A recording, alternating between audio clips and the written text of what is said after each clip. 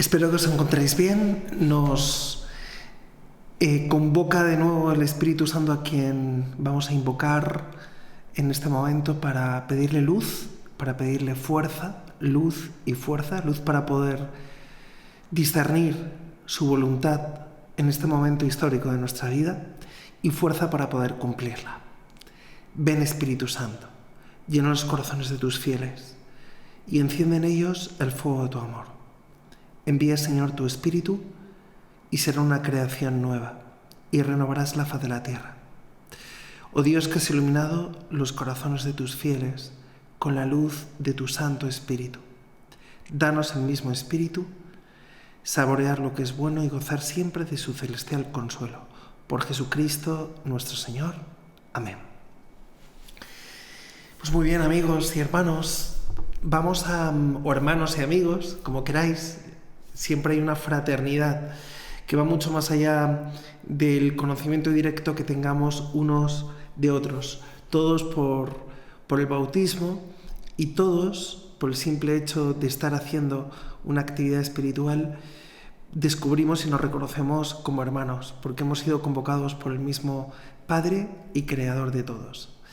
Bien, pues en este momento de los ejercicios, San Ignacio nos invita a lo que la tradición cristiana ha llamado como sequela Christi, el seguimiento de Cristo, seguimiento y identificación. Es decir, no hay un seguimiento de Cristo, y ya lo hemos dicho en estos ejercicios, que no se traduzca al mismo tiempo en una identificación. Y hoy nos vamos a detener en la vocación de los apóstoles. Si lo queréis cotejar en vuestro libro de los ejercicios espirituales, lo encontráis en el número 161 o 275. Ya sabéis que San Ignacio es como muy telegráfico, muy esquemático, muy parco, como buen vasco, hombre de pocas palabras, pero lo que dice, lo dice afirmándolo con mucha fuerza, ¿no? Bien, pues en estos números que vosotros mismos podéis compulsar, San Ignacio habla de la vocación de los apóstoles, siguiendo de cerca al evangelista San Juan, capítulo 1, versículos 35 al 51, o Mateo, Marcos y Lucas. Si tenéis Biblias, como la Biblia de Jerusalén o la Nácar Colunga, normalmente, dependiendo también la edición, se indican los paralelos de los sinópticos que aparecen en cada texto evangélico que se va siguiendo. Bien, dice Ignacio que la oración preparatoria es la misma, ya no la tenemos que saber de memoria, que todas mis intenciones, acciones y operaciones sean puramente ordenadas en servicio y alabanza de su divina majestad. ¿Cuántas veces nos damos cuenta que nuestras intenciones y nuestra actividad interna, nuestra voluntad, focaliza su atención sobre cosas que nos distraen la mirada, que turban el corazón, en definitiva, y que nos van alejando de Dios, ¿no? Y hemos de pedir constantemente esa gracia para que el Señor pueda centrarnos en Él, para que al comienzo de este ejercicio espiritual toda mi vida, todas mis potencias, memoria, inteligencia y voluntad, toda mi afectividad, todos los elementos externos e internos me ayuden a poner atención en lo que el Señor quiere que la ponga, donde el Señor quiera atraerme. Bien, hecha esa oración preparatoria, empezamos, como a calentar motores, a introducirnos en esta experiencia de amor. Jesús no quiere ser una especie de francotirador, ¿no? Una especie de freelancer, ¿no? Alguien que todo lo sabe, alguien que todo lo puede, siendo omnisciente, siendo omnipotente. Dios no juega ni a serlo ni a parecerlo, ¿no? O que se baste a sí mismo para llevar a cabo su misión de anunciar el reino de Cristo, el reino de Dios, perdón. Al contrario, los evangelios siempre se nos presenta, y por eso es tan importante hacer una lectura de compenetración con los evangelios, se nos presenta a Jesús llamando a otros desde los primeros instantes de su vida pública. ¿Para qué? Para irlos introduciendo en su camino, para que convivan con Él, para que aprendan de Él, para continuar su obra evangelizadora. Es algo que siempre me ha impresionado, ¿no? Jesús no es autosuficiente. Y lo podría ser, en orden a su omnipotencia, pero el Dios de la revelación, que es el Dios de Jesucristo, camino, verdad y vida, ha querido siempre contar con nosotros. Y en esta, o mejor dicho, es esta clave, o es esta la clave de seguimiento en la que San Ignacio nos va a presentar todas estas contemplaciones de los misterios de la vida del Señor. Los misterios de la vida pública, que incluyen también los misterios de pasión, y que se formula explícitamente en la petición de cada una de ellas. Dice San Ignacio, recordar la importancia de la petición, conocimiento interno del Señor para que más le ame y le siga. Yo le voy a pedir al Señor en esta noche que te conceda el don, digo esta noche porque estamos de noche en este momento en el que se graba esta meditación, pero puede ser la mañana o puede ser la tarde. Le pido al Señor que en este día o en esta noche te abra la dinámica de su llamada. El Señor te sigue llamando hoy en estas circunstancias históricas tan especiales, tan concretas, tan atípicas que estamos viviendo, y nos va llamando a unos, nos va llamando a otros, siempre de forma diferente, siempre de forma creativa, siempre de forma ilusionante, para compartir su vida y sus proyectos contigo. Por lo tanto, vamos a irnos situando en este cuadro contemplativo. Vamos a pedirle al Señor algo así como que día tras día te voy a pedir, Señor, 3 cosas. Y se lo podríamos decir así, o con tus palabras, de la manera más espontánea. A lo largo de estos días, esta petición se va a repetir a lo largo de toda esta segunda semana de ejercicios. Verte más claramente, porque todos necesitamos ver más claramente al Señor. Amarte más tiernamente y seguirte más fielmente. Señor, que te pueda ver más claramente, que te pueda amar más tiernamente y que te pueda seguir más fielmente, día tras día, Señor. Bien, habiendo hecho esta introducción, sin olvidarnos de la oración preparatoria, sin olvidarnos de hacer esta petición, que debe ser como un marchamo a lo largo de toda esta contemplación y de toda esta meditación. La petición de gracia en los ejercicios nos permite volver cuando nos distraemos o cuando tenemos la sensación de que no estamos sacando mucho fruto. Cuidado con las apariencias, a lo mejor estoy sacando mucho más fruto del que yo creo. Entonces es un buen recurso de volver a la gracia de petición, que como os decía ayer y en otras meditaciones pasadas, representa el objetivo del ejercicio. El objetivo del ejercicio.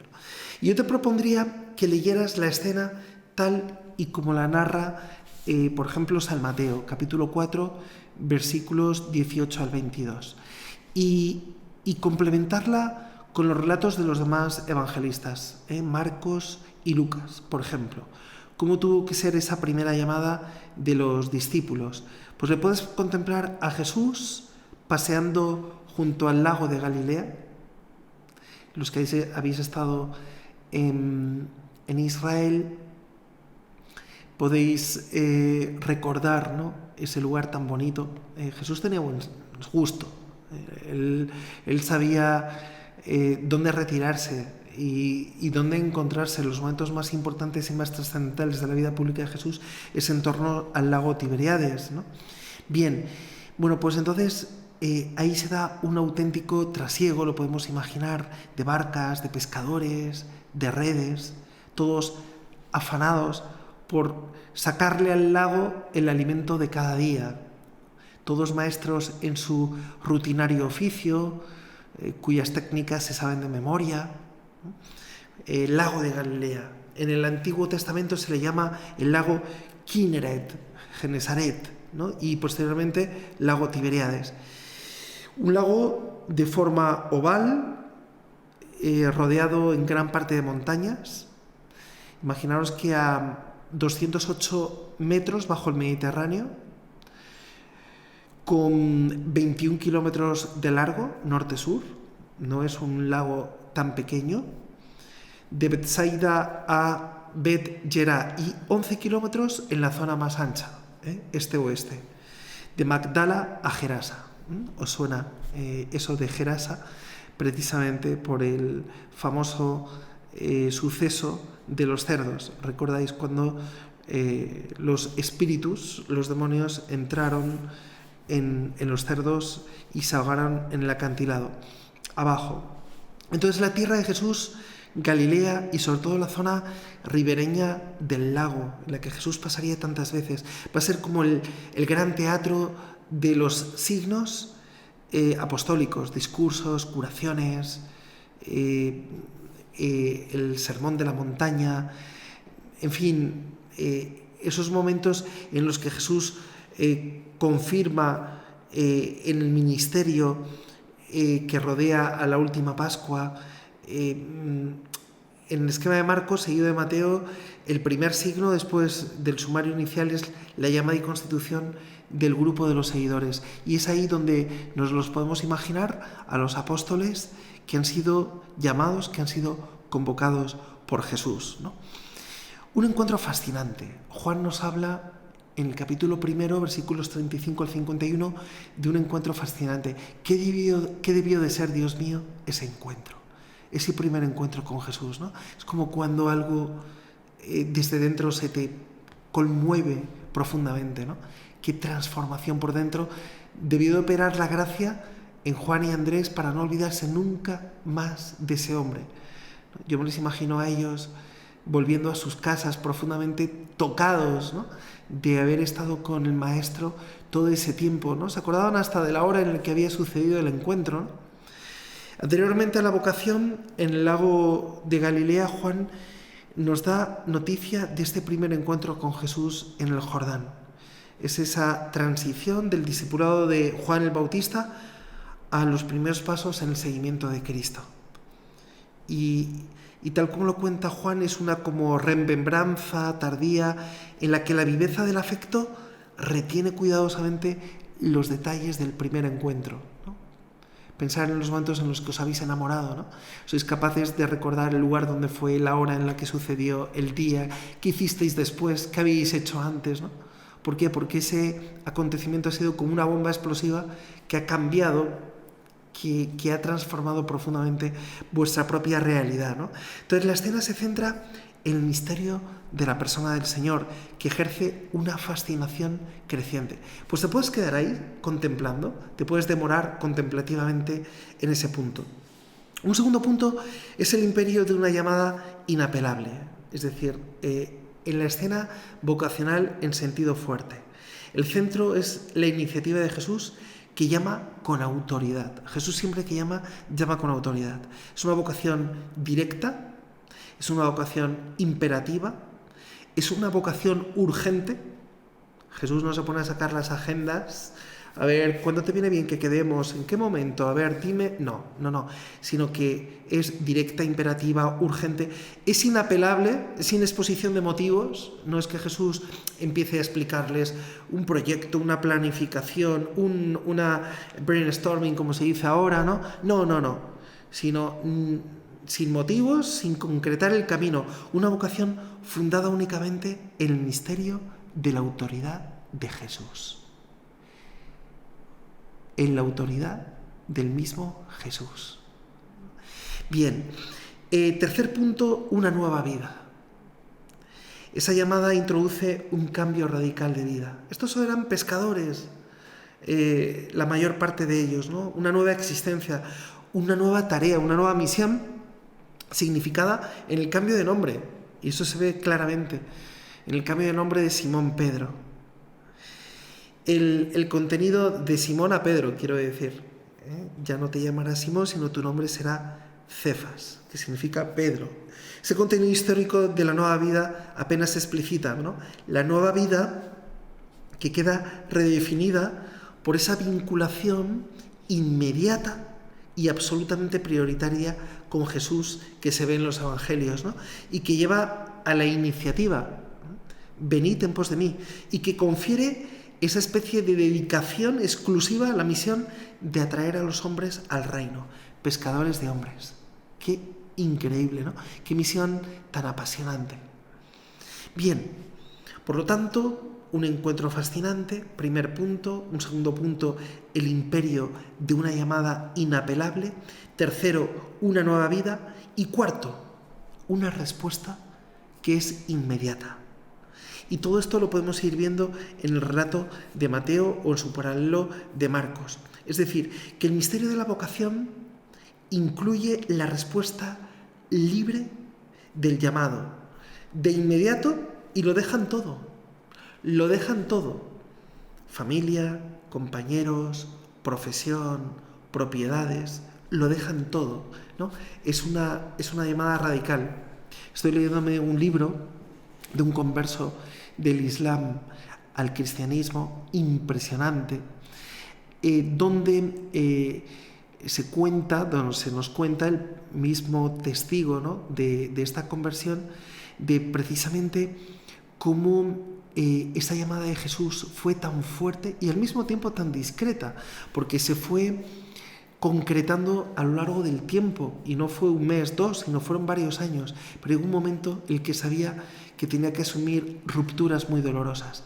¿Por qué? Porque la llamada de Cristo es así, como hemos dicho, es inapelable, es dejarlo todo: familia, compañeros, profesión, propiedades, cultura, todo, por seguirle a Él, que es el que te promete el 100 por uno. Qué fuerza interior, ¿no?, uno tiene que experimentar para poder dejarlo todo. Y además para poder dejarlo todo sabiendo que dejo las cosas, dejo los afectos, dejo los proyectos, los planes, por el todo. No te conformes nunca en la vida con menos que con el todo, porque tu corazón está hecho para el todo, porque tu anhelo es infinito.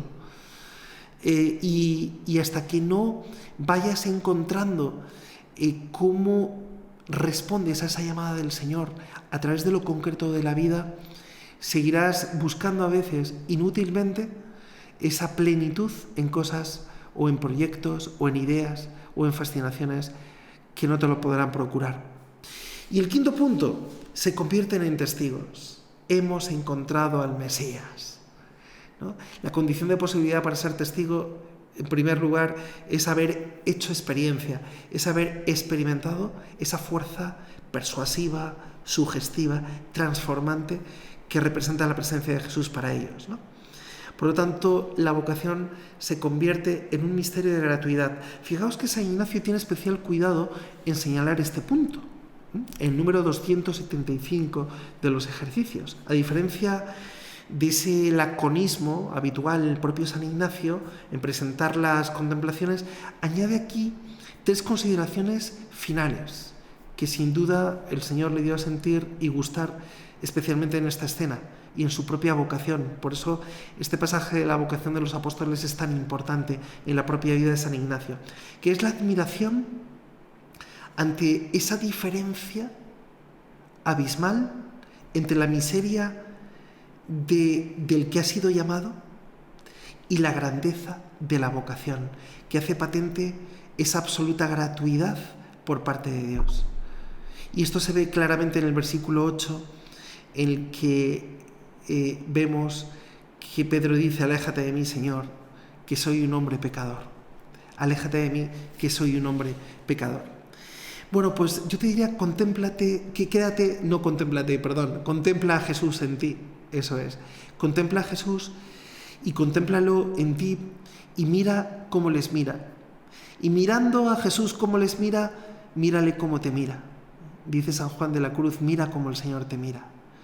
No anónimamente, sino identificándoles por su nombre, que tuvo que ser ese encuentro, que tuvo que ser ese reconocimiento. Dice San Agustín: si solamente en buscarte, Señor, me siento plenamente feliz, ¿qué será el día que te encuentre? ¿Qué será el día que te encuentre, Señor? Pues ellos lo encontraron y les identificó por su nombre: Simón, Andrés, Santiago de Zebedeo, Juan, y parentesco, parejas de hermanos, y cómo a su mirada le sigue la voz, Puedes empezar fijándote en sus ojos, fijándote en su mirada, después te puedes detener para ver cómo resuena su voz en ti, y esa llamada en la que se contiene una apretada síntesis, el qué y el para qué de la misma, ¿A qué les llama Jesús? A vivir con Él, a irse con Él. Veníos conmigo. Y para aprender un nuevo oficio, la misión, os haré pescadores de hombres. Y cae en la cuenta de cómo les ha tenido que llegar esa mirada y esa voz de Pedro y a su hermano Andrés, a Jacobo de Zebedeo, a Santiago de Zebedeo, a su hermano Juan, para saltar inmediatamente de las barcas, dejando así la fuente de su sustento diario. Y a su padre desvinculándose de sus lazos más cercanos y familiares. Lo dejaron realmente todo. Y al instante, al punto. Y puedes aplicar esta escena a tu vida y a tu situación actual. Claro que sí, el Señor te sigue llamando. En este momento de confinamiento, en este momento tan extraño, tan atípico, yo me atrevería a decir, tan triste, ¿no? Te asomas a la ventana y no ves a nadie, ¿no? No ves ni siquiera coches, ¿no? Aquí que tenemos una autopista muy cerca, la M40, cerca de Madrid, acostumbrados a levantarte por la mañana con un ruido de fondo, ¿no? Y acostarte por las noches con muchas luces en las dos direcciones. Qué triste, ¿no? No ver a nadie, es como si todo se hubiera desactivado de repente, como si todo se hubiera apagado, ¿no? Tal vez sea la primera vez que te confrontes con esta escena de la vocación del Señor a los apóstoles y te sientas tú también mirado, te sientas tú también llamado por Jesús y dispuesto a dejarlo todo para seguirle. O estés viviendo una vida fruto ya de una llamada que ahora tendrás que revivir, que ahora tendrás que renovar en tu matrimonio, en tu compromiso de vida pública, en cualquier circunstancia. Jesús siempre va a tomar la iniciativa para seguir atrayéndote hacia Él, ¿no? Con su mirada, con su corazón. ¿Por qué? Porque ha visto en ti una persona dispuesta a amarle y seguirle. Desde el momento en el que has puesto esta meditación y has llegado hasta aquí, el Señor sabe perfectamente que tú estás dispuesto a tomarte muy en serio tu vida espiritual. En definitiva, no hay nada más digno de tomarse en serio que esto que estás haciendo, que es querer amar y seguir y conocer más profundamente al Señor. Y quizás sea el momento de preguntarte cómo va madurando tu llamada, tu respuesta, si va siendo cada vez más personal, más íntima, más profunda. Pregúntaselo también y pregúntatelo al Señor, ¿no? Bien, hermanos, pues no te olvides del coloquio con el Señor, todo lo que Él ha venido significando para ti y para tu vida, cómo te has venido viviendo desde la llamada y cómo quieres vivirte en adelante, ¿no? Termina con ese coloquio que es como esa efusión, ¿no? Esa espontaneidad, ¿no? En la respuesta al Señor a través de una oración también. Al tiempo de ser espontánea lo es íntima y profunda. Desátate y dile al Señor lo que en ese momento te apetece decirle y quieres expresarle con todo tu ser. Gloria al Padre, al Hijo y al Espíritu Santo, como era en el principio, ahora y siempre, por los siglos de los siglos. Amén.